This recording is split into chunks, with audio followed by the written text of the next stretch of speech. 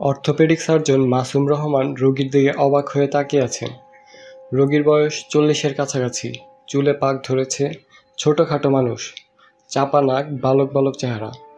রোগীর অস্থির আচরণ, ক্রমাগত এদিক ওদিক তাকাচ্ছে। কপালে ঘাম নেই, কিন্তু একটু পরপর ঘাম মোছার ভঙ্গি করছে, গলা খাকারি দিচ্ছে। মাসুম রহমান বললেন, আপনার সমস্যাটা আরেকবার বলুন তো। রোগী টেবিলের দিকে তাকিয়ে বলল, স্যার, আমি ছোট হয়ে যাচ্ছি। ছোট হয়ে যাচ্ছেন? জি স্যার।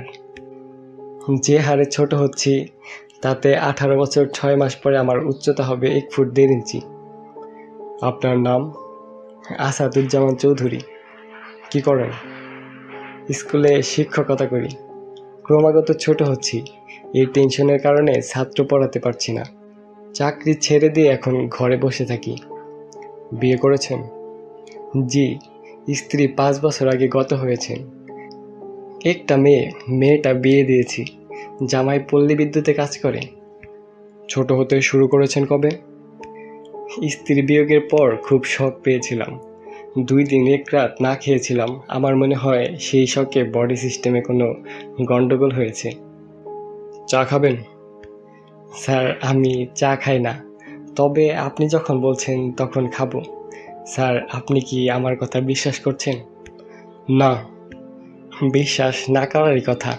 আমি মেডিসিনের এক প্রফেসরকে দেখিয়েছিলাম, উনি সরাসরি বলেছেন আপনার মানসিক সমস্যা। কোনো সাইকিয়াট্রিস্টকে দেখিয়েছিলেন? জি না, আমার মনে হয়েছে একজন অর্থোপেডিক ডাক্তার দেখানো ভালো। তিনি হাড় পরীক্ষা করে সহজে ধরতে পারবেন সমস্যা কি। একজন মানুষ ছোট হতে হলে তার হাড় ছোট হতে হবে, লজিক তাই বলে। একজন অর্থোপেডিক চিকিৎসক ব্যাপারটা সহজে ধরবেন। মাসুম রহমান বেল টিপে চা দিতে বললেন, এই রোগী আজকে শেষ রোগী। ঘড়িতে বাজে 9টা। বাড়ি ফিরে রিল্যাক্স করা দরকার। আজ রাতে রেস্টুরেন্টে খাবার পরিকল্পনা ছিল। তার স্ত্রী হেনা টেলিফোন করে পরিকল্পনা বাতিল করেছেন। তুমুল ঝড় বৃষ্টি হচ্ছে। ভুনা খিচুড়ি, ইলিশ মাছের ডিম এবং গরুর মাংস। চা চলে এসেছে। আসাদুজ্জামান চায়ে চুমুক দিয়ে বললেন, স্যার, আমি যে ছোট হচ্ছি তার প্রমাণ সঙ্গে করে এনেছি। আপনি অনুমতি দিলে প্রমাণগুলো দেখাই। কি প্রমাণ এনেছেন? পাসপোর্ট নিয়ে এসেছি। পাসপোর্টে যে হাইট দেওয়া এখনকার হাইট তার থেকে 7.2 ইঞ্চি কম। স্যার, পাসপোর্টটা দেখাবো? না। পাসপোর্ট ছাড়া আর কি প্রমাণ আছে? স্ত্রী বিয়োগের সময় একটা প্যান্ট আর এখনকার একটা প্যান্ট নিয়ে এসেছি। পাশাপাশি মেলে ধরলে বুঝবেন। মেলে ধরবো স্যার? দরকার নেই, কাগজপত্র সঙ্গে আছে। একবার যদি চোখ বোলাতেন। আপনার সময় নষ্ট করছি বুঝতে পারছি। আমি বিরাট সমস্যায় আছি স্যার। স্যার, কাগজপত্র দেখাবো? কি কাগজপত্র? স্যার, একটা চার্ট আমি নিজেই গ্রাফের মতো করেছি। এক্স অক্ষে হাইট, ওয়াই অক্ষে বয়স, প্রায় সরলরেখা রিলেশনশিপ। আপনি স্কুলে কি পড়াতেন? অঙ্ক?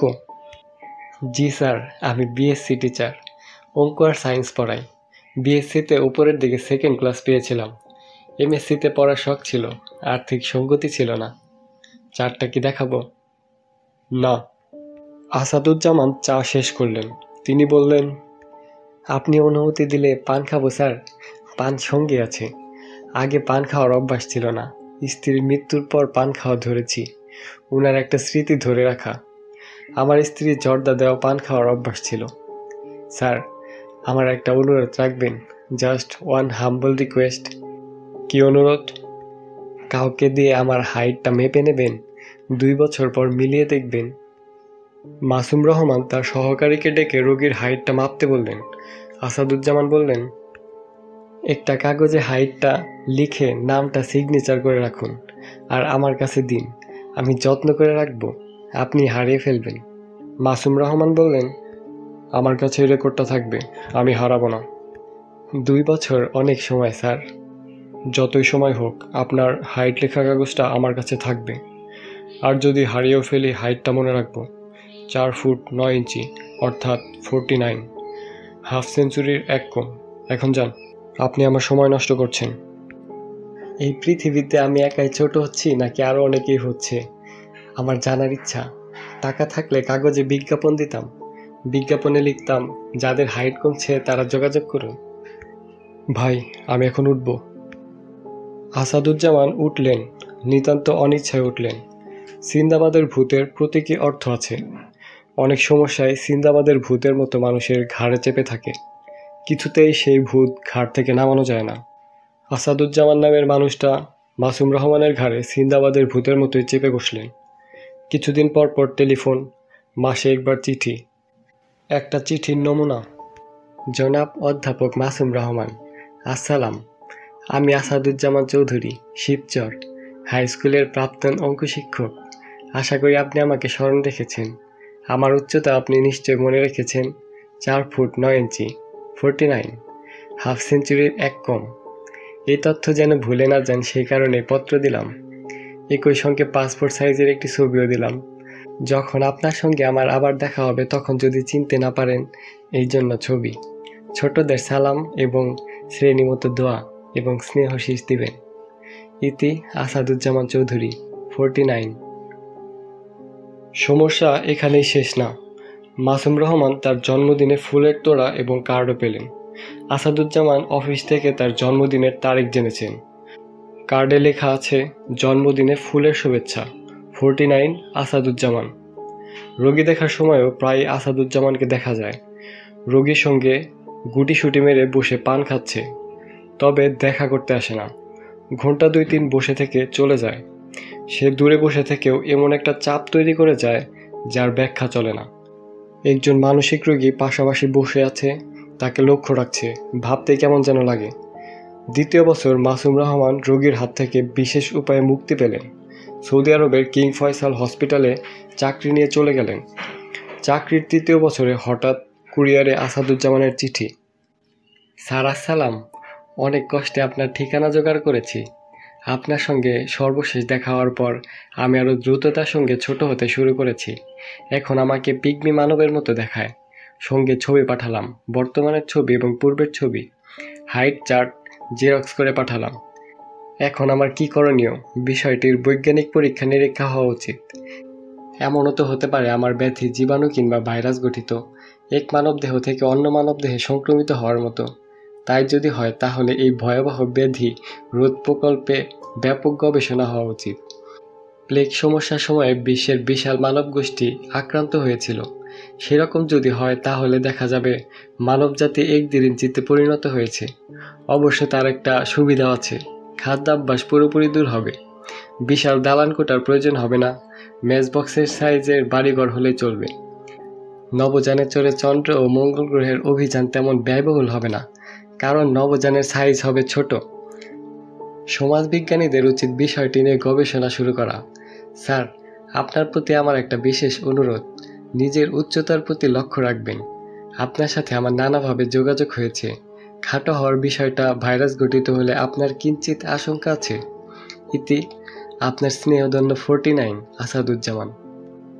মাসুম রহমান সব কাগজপত্র ডাস্টবিনে ফেলে 3 বার বললেন, গাধা গাধা গাধা।